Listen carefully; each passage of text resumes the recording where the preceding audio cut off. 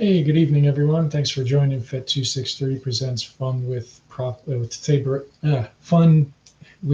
Effects for Proffieboard. Got tongue-tied there. I see Max is on. Thanks for joining, Max. I've heard of TikTok. I'm not 100% up on all of it, and I can't say I've done more than what my kids have shown me. But sounds cool. If there's Saber fans out there who want to see some stuff and they're over there, I guess it's a good thing to expand. I'm still kind of old school. Even just doing this live feed through YouTube is still kind of new to me. But I have a few things to talk about tonight. Some small updates, some news that everybody's obviously heard about, and then I have a mic on. That's giving me some feedback here. Close that. Sorry if you guys are getting an echo. And then I wanted to touch back on the seismic charge style that we didn't get to finish last week. So I actually did a little more work on it. I'm fine tuning it. I will try to get it added to the library, but I do have it worked out a bit. So I'll probably give a preview of that and actually talk about a few of the things. Hey Max. Hey Tom. Thanks for making it. Megtooth, I missed you yesterday. I've been busy as heck, but a lot going on. But I did see the chassis and the 2020s afterwards, and stuff's just crazy. I thought I saw something from you, Max. I think that was your son, Saber. I didn't get on Facebook all as much today as I probably keeping up with everybody's getting harder and harder. But sorry to hear that. I did see. Was that while you were soldering, or was that during use? So blue smoke of death, and you never want that on any board. But yeah, Max, I saw you had a little trouble there. Hopefully you get a hold of another board, figure that out. Just go Proffi. Soldering. Yeah, that's unfortunate. But let's see. I'll give a minute or two for everybody to catch up. So now, obviously, everybody's heard the big news from Frederick about the V3. I have zero to do with it. I've had people ask. This is all Frederick. I'm not even going to try to pretend. I did just kind of from things that have been talked about. I had a feeling this was something in the works, but when he unveiled it, it was still brand new to me too. So I'm not going to talk about the V3 board because all the information that Frederick has released is all that I know anyway. But obviously the big thing would be the additional space on the board and as well as the additional access to storing more styles, getting more memory, getting better performance out of it. But it's still early in his development. But that's Frederick's thing, and that's 100% Frederick. So I'm not going to more than just show and acknowledge that he's got it and it's in development. That's not really what I'll be talking about tonight. I'm patiently waiting, like everybody else, for him to get that out there for everyone. But very cool news. But anybody who's kind of new to Proffieboard, when the Proffieboard V3 releases, it's gonna be awesome and everything. But if you have a 1.5 or 2.2, or even Tom will tell you, even if you have the teensy Saber, you can still run all the new OSs. So everything stays. The OSs update now. Obviously, the new board having some more storage space and more performance. That's kind of a nice thing. But it's not like you have to gut all your Sabers that have Proffieboards or stuff in them to get some of the new features that are in development. It's just another new board. More capability. So if you're the type of person who needs to have 100 styles, then maybe you're going to want to go that route. But it doesn't with the Proffieboard, Proffi OS, you don't replace the technology. This is just an expansion on obviously additional thing. The 1.5 to the 2.2 were smaller changes. This is obviously a big jump. But it's still going to run the OS, and so will your 2.2 board, so will your 1.5 board, and so will your teensy Sabers, anybody who has those. Let's see. Oh, hey, Gordon. Hey, no sloppy. Hey, Brian's on. But yeah, so for anybody tuning in, I do have the Proffi V3 on the screen. I was describing that it's actually Frederick's baby, so I don't know more about it beyond that. So that's I wanted to just get that out of the way. I did just recently put together this proof of concept. If you haven't seen the video or it's on the TRA, it's going to be a new force quote player. So a little while back, I did the update for. Oh, hey Brian. Oh, so you had two logins. I see Brian. Sorry, I got distracted in the chat. I saw Brian's two names in there. Yep. Yeah. Megtooth, Tom. That's right. So the V3, you don't have to go running out. When the V3 comes out, if you have new Sabers installed, but you don't have to replace your other boards. Especially all the stuff that I've been kind of messing with is all being done. Actually, I've got two 1.5s that I'm testing, and I do have the 2.2 that's in my Fallen Sabers, the 2.2. But I test everything in those two boards as I kind of play with stuff. And Frederick's always made it a point that the OS doesn't is going to be able to work for everything, at least for the foreseeable future. I mean, if we get to the point where there's so many features that you do need more space, then maybe there'll be limits. But right now, that's not the case. Hey, a bunch of people jumping in. Hey, Daddy Easy. Hey, Smooth Jazz family. Thanks, Joey. Chet's here. Thanks for joining, guys. But so the quote player actually came out of, I had built a track player, and in the track player, while I was developing it, I wanted to think of different things to do with it. So the track player, if you haven't seen it, there's a separate video on that one, but it kind of led to this. But the track player I made allows you to choose any track in the fonts. And again, this is all future development stuff, so it's not out yet, but it will be part of the next OS. But in the track player, you can actually choose any track for your preset beyond just the one that's assigned. And then I actually figured out 4 ways for playback. So you have the play once, you have the rotate, which actually does a sequential movement. You have the loop, which just loops one back, and then I added a random. And actually, in figuring out the rotate part, it kind of led to, hey, how about, I know a lot of fonts, even fonts I have, they have quotes in them. And if those quotes were numbered and you wanted to play them in a certain order, how to go about that. So I ended up playing around with it. And originally I was going to have it so that the force sound would actually be, you have a toggle for force sound to just be random or go into a numeric rotation. But it actually felt like I was missing a piece. So I ended up creating a new control so that when you use the force effect, and the video covers it, and so is this thread, but I just wanted to touch base on it, you can actually toggle between force and quote. This way, if you do have quote sounds with your font, a lot of times they're in separate additional folders. You can just rename them to quote 1, 2, 3, 4, 5, put them in the quote folder in that font, and now you'll have access to force sounds separately and quote sounds separately. The force sounds will still be random. The quote sounds will be sequential. If you're the type of person who wants your force sounds to be sequential and your quotes to be random, just rename them. But it's kind of just a way to, I called it hybrid because I'm essentially splitting the control between 2 uses. And it's just toggled. Right now it's toggled by pointing down when you do the force effect. A lot of the controls that I'm showing in a lot of these proof of concept stuff might change because I actually have a bunch of other stuff that's in development and kind of running out of control. So I'm most likely for OS 6 going to mix up my prop file a bit more. The new menu system actually allows me to condense a bunch of stuff, but I condensed a bunch of stuff to make space for other stuff, and now I've got a lot of other stuff coming in, and all my slots are disappearing. But enough about that. Let me catch back up with the chat. Hey, Joey, let's see. Everybody, yeah, Brian, I saw that. I didn't get to test the Portal font, but I did see that. Looks really cool. And obviously you got effect sequence figured out, which is awesome. So I think Brian posted that for everybody to check out. I've been doing a bunch of other stuff that I don't have ready just yet. I was hoping to, but still not quite there, but more stuff coming.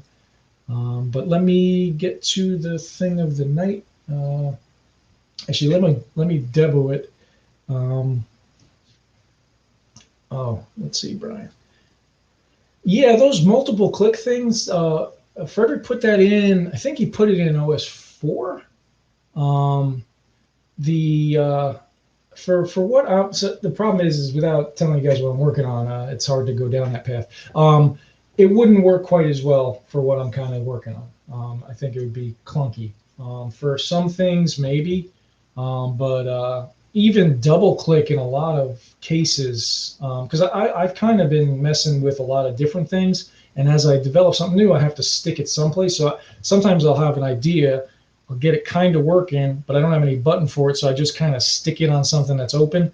And if it works, I leave it there. If it doesn't, I move it. But I've done some of the double, triple click. I don't think I've ever bothered with four click because the double, even double click to me sometimes is a little, it's just not it for me, at least on certain sabers. It's not as easy to do. It might just be the buttons I have on the saber. It could also be how you grip it. But I don't. I try to avoid the single, double, the double, triple, four, quadruple click. But yeah, there's a lot more controls, but it doesn't necessarily mean that they're all equal, I guess is what I would say. But at any rate, there's, I mean, I know there's options out there to get stuff done. For me, first I got to make stuff work. And then when I have it working, then I got to figure out how to make it so people can use it. And that's typically where I end up. And I try to keep things intuitive so that, like, if you're doing one thing one way, then it makes more sense to do something related to it similarly. But that's part of the fun of messing with prop files. For those of you who dove into them, is uh, figuring out if sometimes you have an idea for control, but then when you go to use it, it doesn't quite work how you want it to, or it's not as good as you want. Um, yeah, thanks, Mike. Too. Yeah, the player was again just something that I think a few weeks back. Oh, it's not here. A few weeks back, I had actually it was probably December-ish time frame. Time is flying. I had written list of things that I was kind of trying to mess with, and that was one of them. And so was edit mode, obviously, and Clash Impact is in there. That's still being worked on. And then a couple other things that as soon as I have them ready for prime time, I'll be putting some videos together. But I'm working through that list, and it's just stuff that some of it's stuff that I kind of just had on my own mind. Some of it's stuff I've seen mentioned or asked for in the past. Some stuff actually I've seen people ask for things, and it kind of made me think of something slightly different. So some things I've gone different routes. But for me, I mean, not everything that I try works out. So there's also stuff that just ends up in the circular bin. Let's see. But yeah, the track player was one of the ones. Once I was able to get that working, and that came out of the ability of edit mode actually, because when Frederick showed me how to make it so we can scan the SD for existing tracks and fonts, it kind of was a natural progression to then say, wait, if we can scan for all tracks, then how about if we just did that for the player? So it's kind of taking some of the code that makes edit mode possible and just repurposing it to a track player. But then in track player, figuring out how to do the rotate where it goes sequential or the random or the loop ended up leading to the new quote player with the force effect. Um, Hey Joey, yeah, I touched it really quick in the intro. Frederick announced the V3 board. I have nothing to do with development of the V3 board, even though I'm working with Frederick on some stuff for the OS. The board itself is all him. That's totally his pet project, his baby. So I'm not going to try to speak like I know all of it. I know what everybody else knows from the post that Frederick put up. And But I'm looking forward to it. But at the same time, like we said a little bit earlier in the chat, even the V2 2.2 board, the 1.5 or the Teensy Saber is still going to run the OS. If you're looking for more space and a little more performance, then when the V3 comes out, that's going to be available. But a lot of what is available now, OS wise, and even the next upcoming OS is going to be on all the other boards too. But let me switch cameras real quick. I want to show this seismic charge style. Let me put this guy up fully. I'm going to have to switch mics, so I might go mute for 1 second. Let me get that mic ready. This, that, and then we'll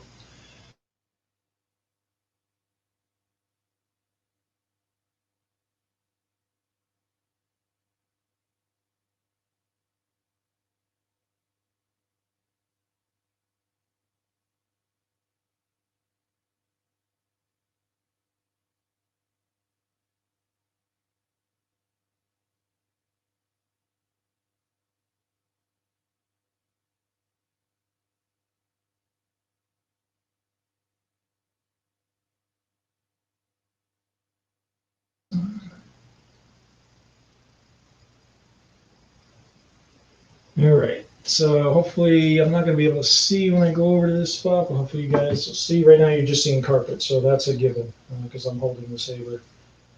1 second, just close her up. All right, so I had started this last week. I'm going to have to look and make sure I actually have this on camera. Almost. There we go. So this is designed after, obviously, the Slave One seismic charge from both Attack of the Clones and then also seen in the recent Mandalorian episode.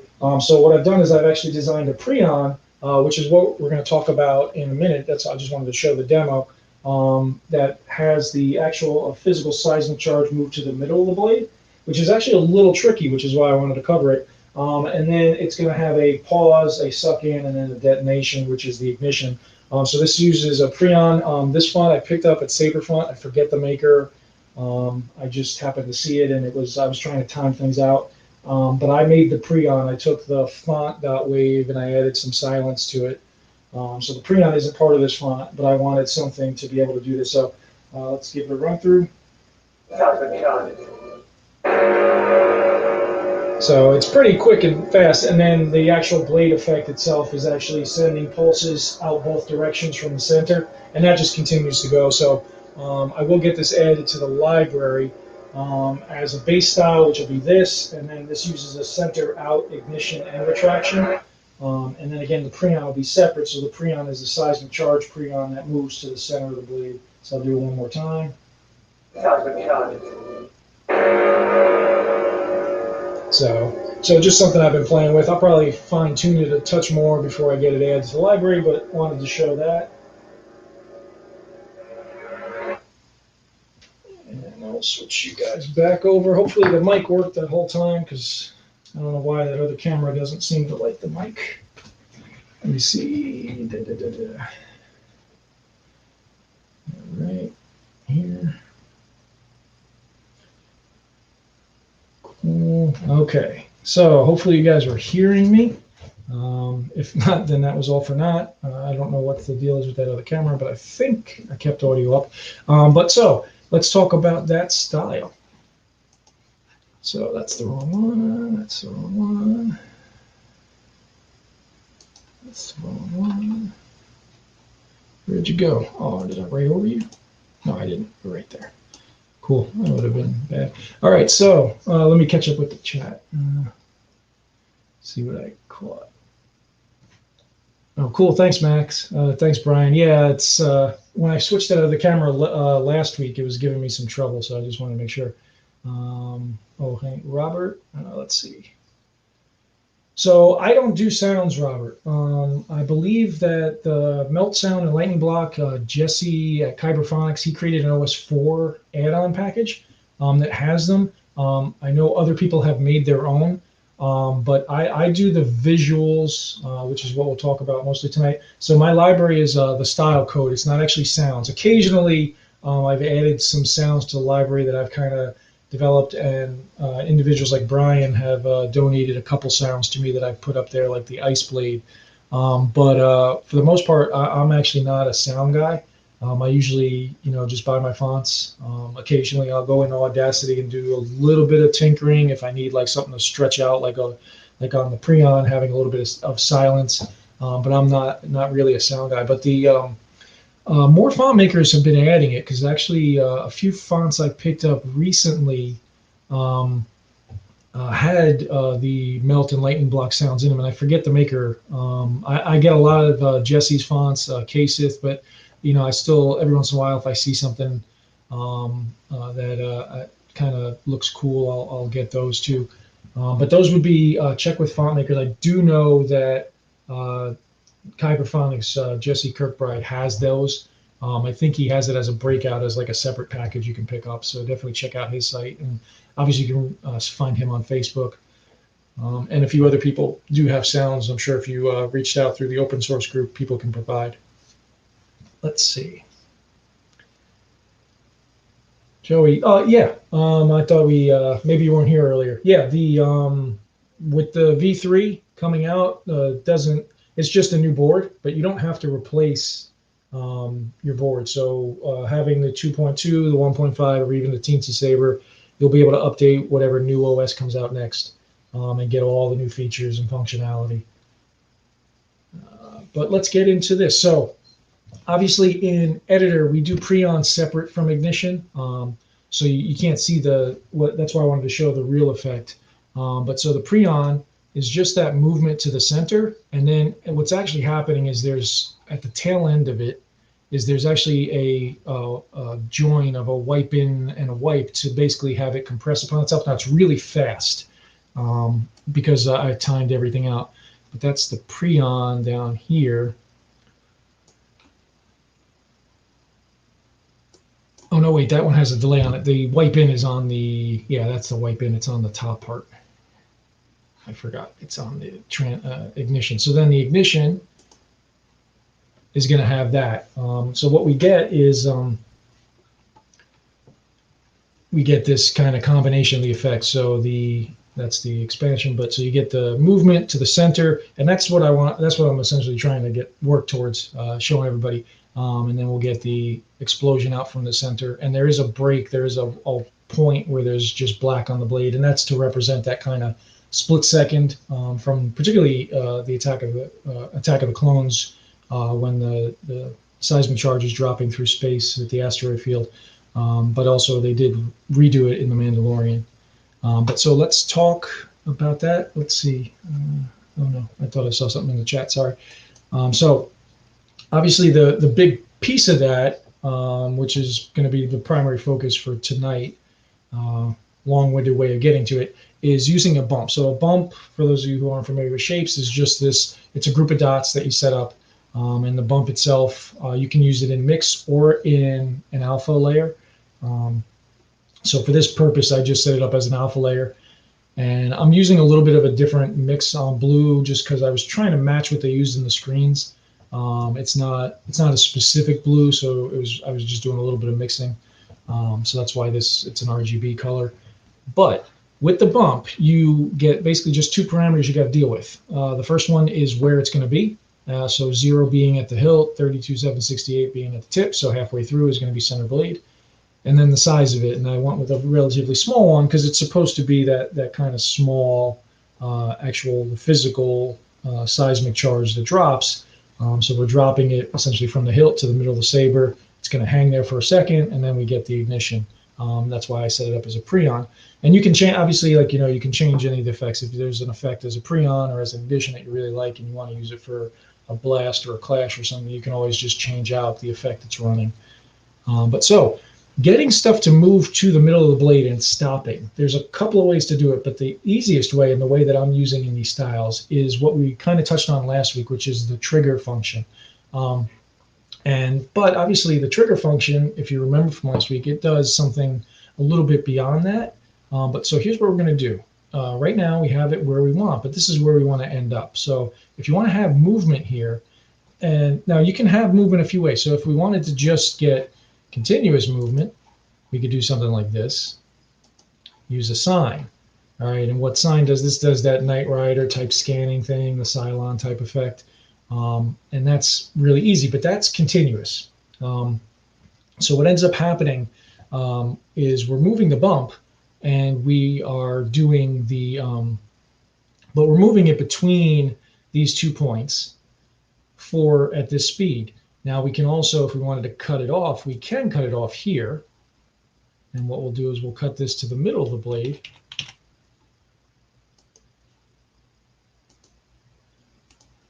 And now you'll see it'll go, now it's going to slow down because I cut the blade in half, but it only goes up to the middle, but it's going to move itself back.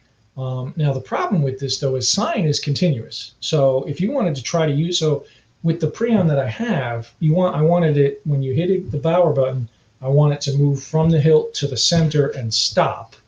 And then obviously you want to have something happen after that. So the problem with the sine though is I wanted it to start moving when I hit ignition, and I want it to stop when the Preon essentially ends. Functions like sine and anything that loops, they are running all the time, even when the style isn't active. They're just running in the processor.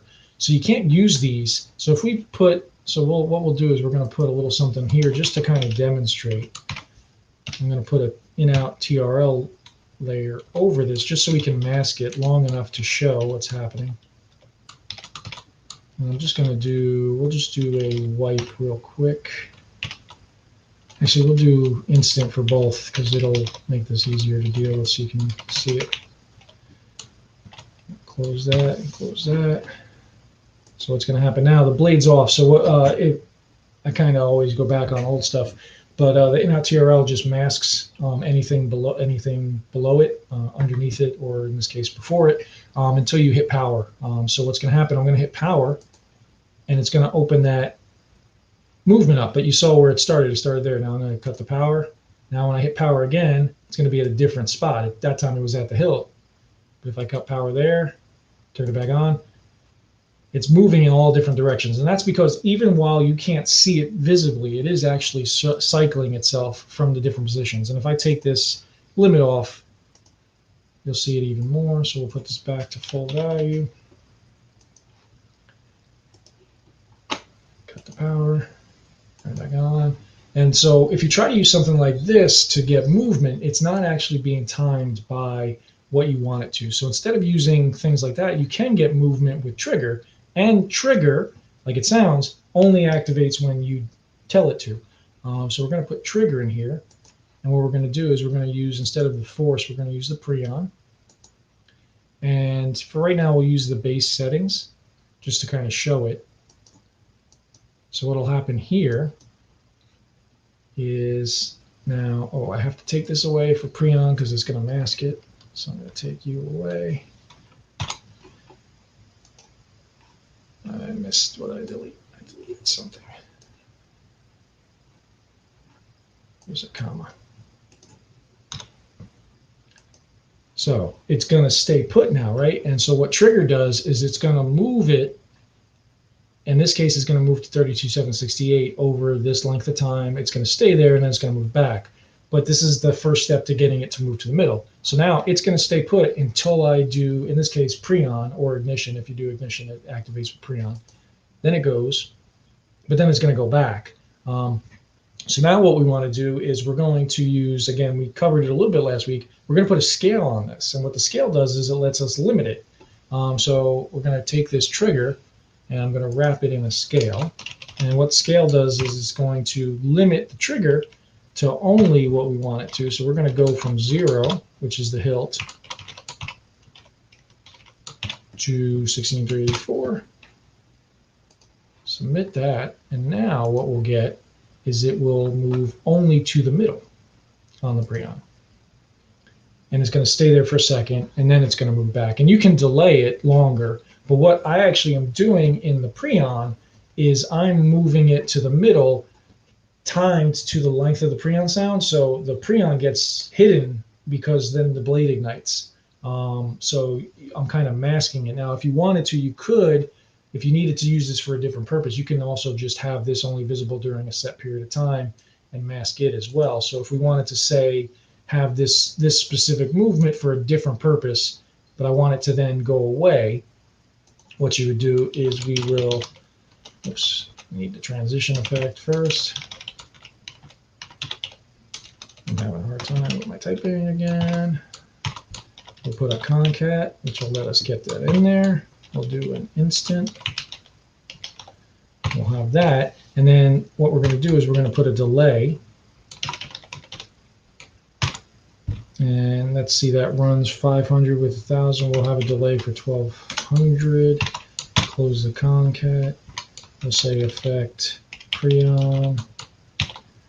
Set that. And what did I forget? I forgot something. It's alpha layers closed.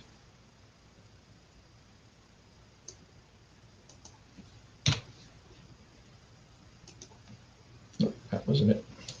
I missed something. What did we miss? Transition effect. I don't know what I missed. Must have done that too quickly. Let's go a different route. Sometimes you just have to start over when you make a mistake. I'm going to go this way. Let's put something here that I know will work. Oh, I'm missing the close to layers. That has to be it. That was what it was. All right, and that probably was what it was originally. Well, nobody. Hopefully, I'm not boring you guys. I see the chat has gotten quiet, but that could just be that I'm entertaining you, or I bored you to death and you all left. But all right, so let's put that transition effect in now. So what I'm going to do is I'm going to grab this white, and I'm just going to drop transition layer. And this is just a shortcut if you are having trouble like I was. So I've got my TR concat, and then I've got my white there. So what we're going to do now is go to this alpha layer, grab it,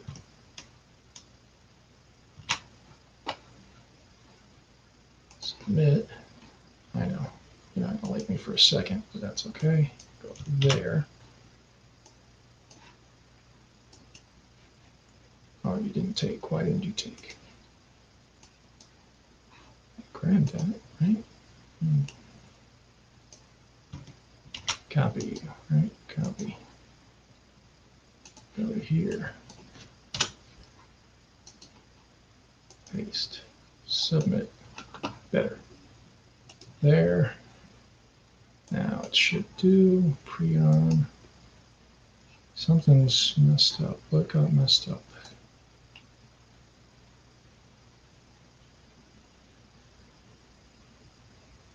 Oh, duh. The transitions are messed up. It was there for a blip, and I didn't even see it. Let's put the delay on.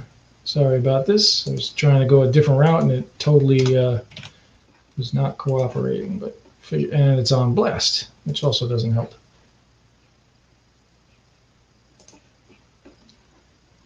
That's what you get. Now we should be good. There it is. And then it fades out. So a long way to get around to that. Let's see, catching up. Hey, I got a bunch more people in there. Hey, BK. Hey, Ken of the Hill. Hey, Bobby. Thanks for joining. So if you guys are just joining, I did cover the this new effect a little bit earlier. It's not on the library yet. I'm going to try to get it added tomorrow or Thursday. I just have to break it apart and put it in.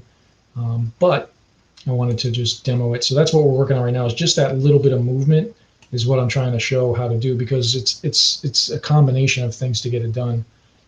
And this was the end result. So now when I do the pre-on here, I can change the speeds, but that's essentially what we're after, is just getting that bump move to the middle. And part of that is because it's not so easy to determine the middle of the blade necessarily. So using the trigger effect is what essentially lets you do that. So let's see. Yeah, so we're in here. This is the breakdown of it. We're going to move. Essentially, we're using this bump. We change the location with trigger, and then because we wanted to have it only go to the middle, we're going to add the scale to that. And what the scale does is it lets you basically condense what's happening. So normally a trigger effect would go from 0 to 32,768. You put it in a scale of only 0 to 16,384. That's what allows it only to move to the middle. And then that's what gives us this ability in the middle. Now, with the trigger, which is where I was kind of getting hung up in that transition effect, if you stick it in transition effect, you do have to add a delay behind it for the length of time it runs. So when you do transitions themselves, they time themselves. But when you put a trigger in there, it's essentially acting like a color. So if you have it stuck in the middle of two things, so if I did, so I'll show it here, if I change this out to like a really short fade, what's going to happen if I don't put that delay at the end is when I hit the effect, it's going to fade out before it even does what was said. Now you could really stretch that fade out if you wanted to. So I think we're at about 500 for movement. If we do cut that, we'll triple that just so we have plenty of time, then you'll get this type of effect. So it'll move and fade out. That'll work, but you do have to keep that in mind if you're using trigger inside of a transition effect, that it has its own timings regardless of what transitions are on both sides of it. So you want to account for that when you have that fade out, that end transition for it. But so hopefully that hopefully I didn't. I think I went kind of a roundabout way to get there, but hopefully that made some sense. Um, but let's see. I'll see if we have some questions and stuff. I may not make it to the 10 p.m. Just because I have some stuff I was trying to finish up today and I didn't get time to. So I'm trying to. I have something cool that I really wanted to show, but it's not ready. So I'm trying to get it done so I can show it sooner than later. But I obviously time with family and work and everything else in life is very valuable. So, but I do want to give some time for any questions anybody might have. So if you have questions, put them in the chat. I'll happily try to answer anything that I'm able to, or at least direct you to somebody who knows something. And then maybe might cut a little short, maybe depending on how this goes. If there's plenty of questions and stuff that end up needing some additional work, I'll try to stay on a little bit longer, but I do want to try to finish. I'm really trying to finish up this last piece and get it working. So let's see. Hey, Link, thanks for joining. Love the reference. Hey, Chet, yeah. I mean that's the great thing with transitions. You can add that. I just threw that in, and actually, yeah, it didn't look terrible. That's part of the fun, I think, with styles is sometimes you throw something at it, and all of a sudden it works. Yeah, let's see. Yeah, so actually that's what's in my style. Yeah, I didn't get to that part. I was more showing the movement, but I can show that here. So what ends up happening in the actual style itself, so we have this is the, let me pull it. So the transition effect, and the timings are a little different because I was messing with the timings.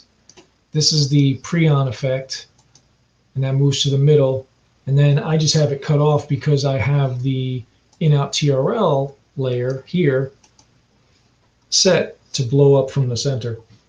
So it goes black for a really quick split second, and then I'm just using these effects. And what I do is I wipe over with a really fast white. And what that ends up doing, it looks better here, is it just to be that explosion. So you turn the blade full white from the center for a split second, fade that out, and then we obviously have the actual effect underneath it, which is, this is that kind of a split pulse. It looks a little better on blade. For whatever reason, the emulator has kind of a weird middle. On the blade, it's not nearly as noticeable. But yeah, so when you're doing something with trigger, I mean, you could do like a really long concat of a trigger. So you could have it trigger to the center. Then essentially what you do is you're going to fade to a bump that's static at the center, and then do something from there. But because I was going after this very specific instance, I just have it move to the center, and then essentially it disappears right as the ignition happens, and that's all timings. Technically, if I shorten the delay, or if the pre-on sound was a little bit shorter, it would have stayed visible for longer. So timing also comes into play with a lot, particularly with the pre-on stuff, because the pre-on effect, you want to time out to the length of that pre-on sound typically, or in this case, I actually want the effect to end like a split second before the pre-on sound ended. That way I get that moment of silence, and then I get the ignition. But yeah, you're going to mask it with the ignition itself. In this case, I dropped it out, and then the ignition takes over. So that was the goal there. Oops. Oh, I'm in the mix. That's why. I was like, why didn't it work? So yeah, so you get that explosion after, and then we'll get, and again, I use the center out for both of them.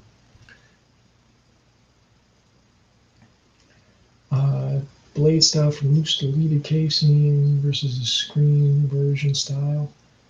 Are you the deleted scene is mostly the arrows, right? I'm trying to remember. I'm trying to remember. Link, if you want to specify there. Let's see. Effect pre-on. It's not. That's why I disappeared it. So pre-on effect, and this is just in general, pre-on effect and post-off effects. If you have them under your in-out TRL, you can't see them because the in-out TRL masks everything until it's hit power. So pre-on actually has to run before ignition. So because of that, it's this transition effect that happens after, and that's same thing with post-off. Because the in-out TRL layer is going to mask everything underneath it when the power is off, you have to be able to to show it. So you put it there. Yeah. So for this one in particular, it just has a 500 millisecond delay, and then it actually just ends. I had a different version I was working on earlier where I actually had it fold in on itself. But it was getting the timings with that fold in was just a little clunky. So I actually just kind of cut it off. But let's see, links. Yeah. Yeah. The blinking sequence. I'd have to watch. When I made the ones in the accent library, I did it with the deleted scene in front of me, but I don't remember it by heart. Typically, if you want to match something to screen, it's easiest if you have it open in front of you. But I never looked beyond the deleted scene for the arrows, and I put them in the accent builder so you can do what you want. On my Saber, I think most of the time what I do on mine is when the blade is off, I do the blinking for the red and green from the cave scene. And then when you ignite the blade, I actually have the green go solid, and I have the red do a very slow pulse. But that's more just choice. I don't remember the specific scene. Yeah, Link. Sorry, I'm having a long chat up. Yes, that's in the. Give me a good opportunity to show it here. So we go to the library. We'll go down to the accents. Let's grab some style code. So we'll go off behavior. Let's do the green first. Put it in green. Oops. I don't need color change for that. And then we'll just leave that and scroll down. Let's check it out in the beta. So that's I forget the number of counts. So again, I built it when I had it open. But it does the blinks and then it goes dark for a period of time. And what it is it's timed so that it's dark when the red's blinking and doing its sequence. But that's there. And then the red one, we'll just grab the red version. Oops, went past it. So we'll grab the red. We'll check you out separately. So the red is dark while the green's doing its thing. And then when the green goes dark, the red does its thing. And I timed the number of blinks again based on the scene. So I don't remember the exact number off the top of my head, but that's what those two styles in the library are. There's the red and the green, and it's from that deleted scene. And then again, you can change the behaviors too. So like this is the off behavior, and the on behavior. If you wanted to, you could pick some other thing, etc. Let's see. Hey, good night, Bobby. Thanks for joining in. Let's see, rough translation. So rough translation, if you're not a member of the Proffieboard support group or the open source Saber group on Facebook, definitely join them and post your config as well as the error message to Pastebin, and then comment, put those in on those groups. A lot of the guys here are in those groups, and there's also just a ton of people in those groups can help. A lot of times, especially if it's your first time, if you're getting error messages, there's so many, but a lot of them are missing comma or missing bracket.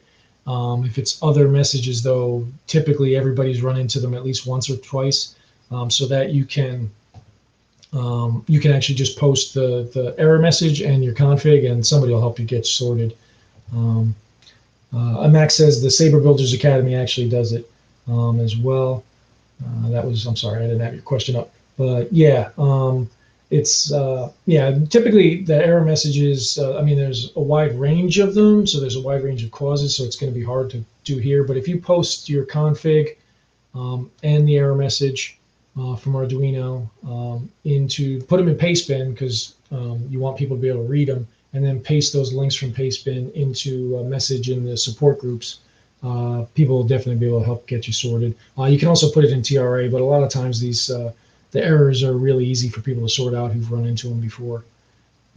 Let's see, Max. So that's in Frederick's court. Frederick has a lot on his plate, so he has not said when. I reminded him a while back, but he's obviously focused with the V3, and I'm bending his ear quite a bit, but it's still in development, but no news on when. Let's see. blank. So when you do two different places, green. I don't use color change on those because on my Saber, I use NeoPixel, but the lenses are green and red. So if you change the color, you don't actually see anything. So I deactivate it. Now, if you had a clear cover on those lights, you could. But if you have anything that has a colored lens over it, color change to me is so minimal. So I don't really mess with it. But you can. For me, anytime I have accent lights, I usually don't change their colors. But it's all personal preference. It also depends on what you actually have in there. So it's really just more that. But what this color change, yes or no, it just means if you go into color change mode, is the color of the arrow going to change, or the color of your accent going to change? For most, I only have a couple Sabers with accent LEDs. I usually leave them a single color and I change everything else, so I don't change it. But if you want color change on them and you're able to see the color, just choose yes. All the builder does is it just takes the options you choose and it puts the style together. Let's see. Yeah. Cool. Yeah, no problem, Max. Yeah, I know it's on Frederick's list. I just know he's a very busy man right now. But I'm sure he will get around to updating it. There is more stuff in the works for OS 6. I can't say that maybe it might be OS 6 before it gets done, but it's on his list of things. So I think now that he's got the rough prototype, and I'm guessing, I have no idea, but I'm guessing now that the fact that he let the cat out of the bag about V3 means he's pretty far along with that. So it could be that he's to the point where maybe he's going to slide over to some of the other stuff like that. I have a few things that I'm trying to work with him on, etc. So I know his time is still being taken by a lot of different things, but it'll be eventually. For the most part, and I know I've shown this in the past, but maybe for just anybody, most of the styles, the reason I took the editor button away in the library was a good one. These are the specialty ones, was because a couple of features are not covered. But most of the styles even from the OS 5 library will run fine in editor. The ones I feel like I've shown this, so if I did, I'm sorry for repeating myself. The ones that won't is the on-demand battery level will not. They don't work. So if you choose any of these, unfortunately, they don't work in editor yet. That's one of the functions. And the on-demand power save. These two, the on-demand battery level, on-demand power save, they are new effects. They don't run. And then they're on the blast, this guy. The multi-blasts don't run because they use effect sequence, which Brian can speak to. So those are those particular styles, if you do choose them, you can't see them in the editor. But everything else actually does run fine in editor. Those are really the only pieces. But because I get people in the library who maybe don't quite understand that, I cut the connection to editor off of these. Just because it was more just so people don't get lost. I do try to make it so that I try to make the library self-serve, and in doing so, obviously, I have to make sure that there's no loose ends unaccounted for. Let's see. Yeah. OS 6 is still a little ways out. To me, it seems like it's coming fast, but it's still a ways out. So you got plenty of time to enjoy 5.7. There is still, I mean, there's already cool stuff that I've shown and it's only the stuff I've worked on. Frederick has a whole list of his own stuff, but I'm excited to show a lot more stuff. It's just not ready yet. Some of it I don't even have working yet, so it may not come to fruition. But there's a lot. Basically, OS 5.7 is going to be around for a while because there's still a lot of stuff in development, and then you have the alpha testing, which will probably be just with the volume of stuff. And this is all my guesses. Frederick controls all this, so I can't pretend to be the one in charge of this. It's all up to Frederick, obviously, but the edit mode, the testing that's going to be needed to be done on edit mode is going to take a little while. So the alpha testing will be a little while because we obviously, that's from my point of view, that's a pretty big addition to the OS. It's going to be awesome. There's more pieces that actually I haven't been able to show yet, but it's going to be great. So the That's going to take a while though, just getting it done and then getting it tested. So OS 6 is probably a good ways out. So 5.7 is the way to go for a while. But there is already new stuff in development. So OS 6 is already technically on the way. It's just, it's not around the corner though. There's still going to be time. Let's see. Hey, Kim, thanks for joining. Hey, Travis. I'm going to be cutting out in a really short amount of time though, guys. But thanks for joining. If you have a question, I see Brian's question. Let me get him. Scale.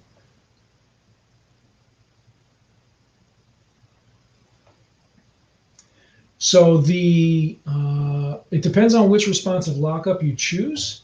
I have, low blade and mid blade have a secondary movement function in them that I developed just by usage. If you want more movement, choose the V1.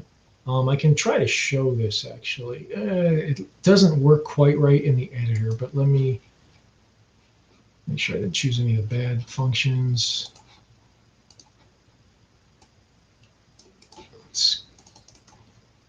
Oops, that's not what I want. I want you whole thing out of the way. Paste you. Let's see. So let's go into lockup. And this was, what, I forgot what I chose. What did I choose? I chose mid blade. I want. So what ends up happening? Yeah, that's the one I want. Okay, that's good. So let's go grab that function for you. Lockup TRL, here it is. So what we're actually doing on the bump for the responsive lockup, and again, this is the V2, is it actually folds back on itself. And the reason for that was it's actually just from usage. So the idea behind responsive lockup is as you move towards your opponent, you're going to, as you move towards your opponent, you want that bump to move away from you. And then as you angle towards you, it's going to move back down. And that, I'm kind of, I don't know if you guys can see my hands on, but that was the idea behind it. But if you go below parallel, what I end up what was happening is if you keep it with just normal range of motion and you point it to the ground, all of a sudden that cross section, that area was moving towards the tip.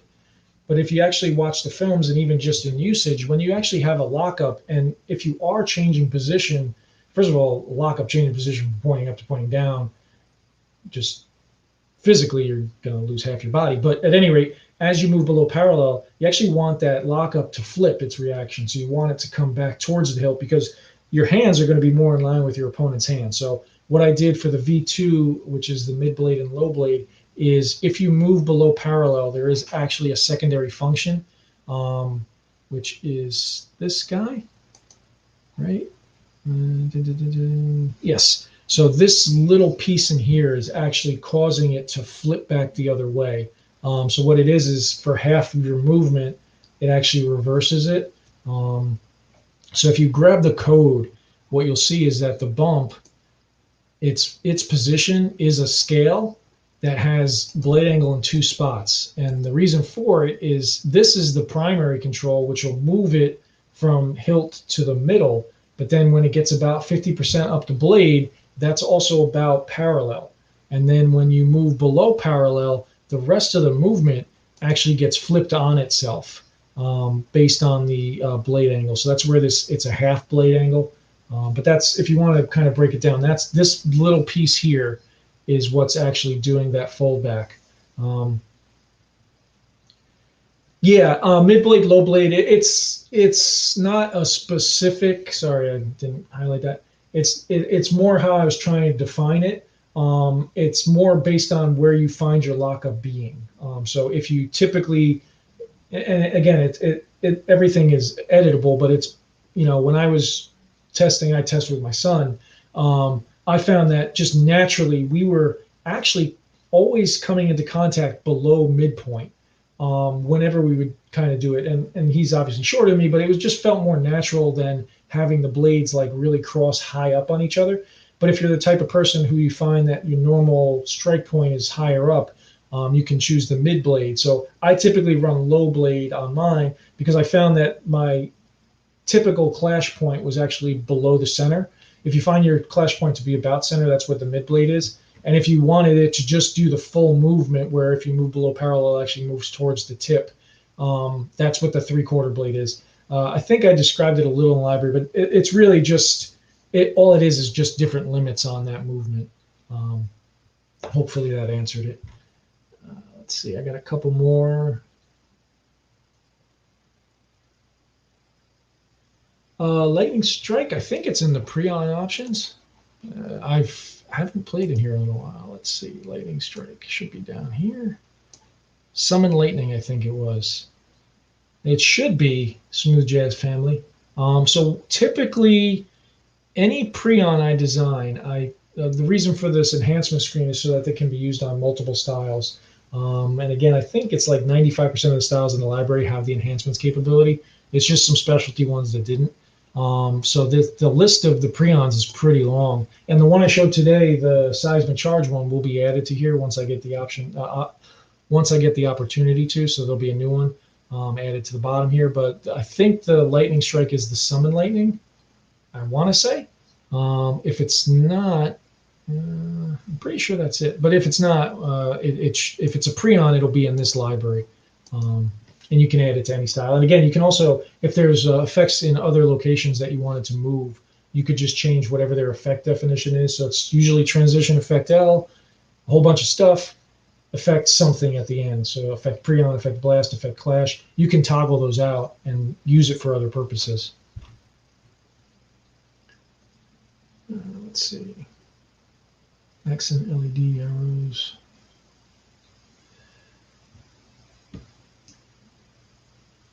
Do I have to include this?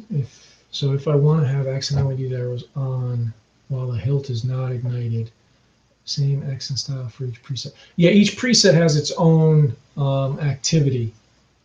So if in your preset, it depends on how you did it, but say you have your main blade, accent 1, accent 2, every preset's going to have 3 styles. It's going to have your main blade style, accent 1 style, accent 2 style. You can use the same style over and over again, but it has to be in each preset. So there's not like a universal style that you can set. Everything is preset based. I think that's what you're asking. So yeah, if you can build one accent style and just copy it to each of your presets. I actually do that on my ROTJ hilt. I think I only have one style that has a different behavior on the accent LEDs. I just repeated it. And actually, particularly if you want to add more styles, using the same style over and over again actually takes up less memory, so it gives you more access to do the main blade for, with more styles. So, but yeah, you would just paste it in each preset in the same position. I think, cool. Yeah, off behavior is part of in-out TRL, just if anybody. So if you have an in-out TRL layer in the style, there's 2 ways to do off behavior. The best way to do off behavior, why am I having a hard time here, is you have TR wipe.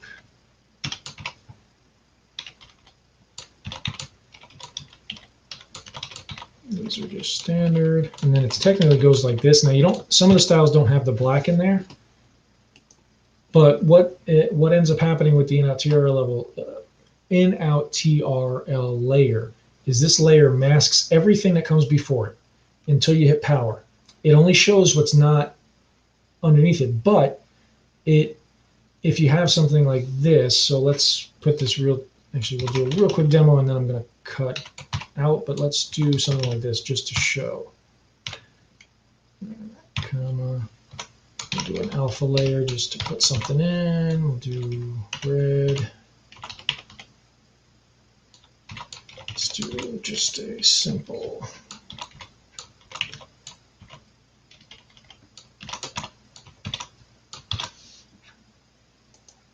So what's happening here, right? So if I cut power, that red dot stays. And then when I hit ignite, the main blade, which is blue, shows. Now, if I wanted that red dot to only be, and this is just a super quick example, if I wanted that red dot to actually only appear while the blade is off and not while it's on, what we're going to do is we're going to put it where this black is.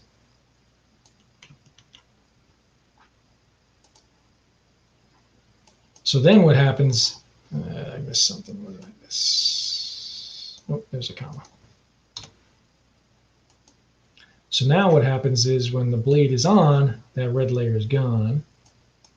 And when the blade is off, that stays. Now, that is one thing that I forgot. So what we have to do here, if you wanted to do something where you hide the blue, because black hides everything, so we're going to put a black layer underneath it. Can't forget about that. This does the similar thing. So in the in-out TRL, the color at the end basically masks. So black masks the main blade, but this way you have a mask of black over the main blade with that little red dot, and then when I hit power, the red dot gets taken over by the blue. So whereas the previous one, the red dot would stay visible the whole time because it's outside of the in-out TRL. So the in-out TRL is kind of like a curtain. If you have something in front of the curtain, it's going to always be visible even when the curtain's open. If you put it as actually on the curtain, when the curtain's open, it disappears. So let's see, I'll just catch everybody up and then we'll try to catch up again next week.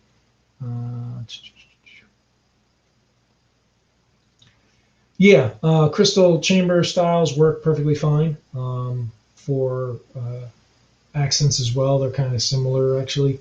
There's a couple options I think I need to add to the crystal chambers, but for the most part, let's see.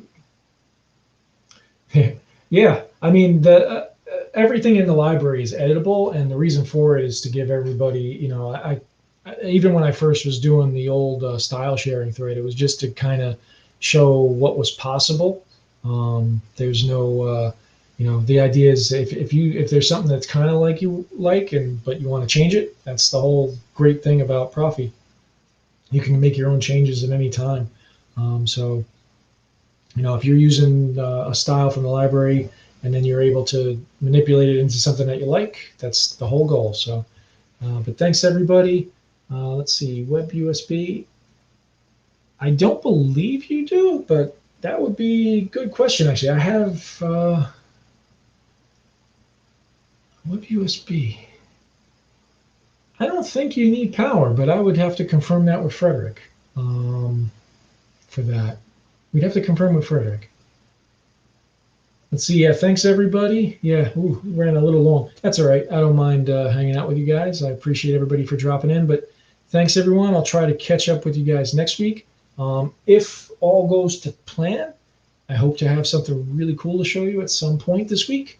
I'm close, so I'll have a new video hopefully some point this week. I will be adding the seismic charge style from tonight to the library within the next day or two. I'm definitely have that. I want to get it done, and that'll be a pre-on and a base style, and then you guys can build out from there. But thanks, everyone. I will catch you soon. Have a good night.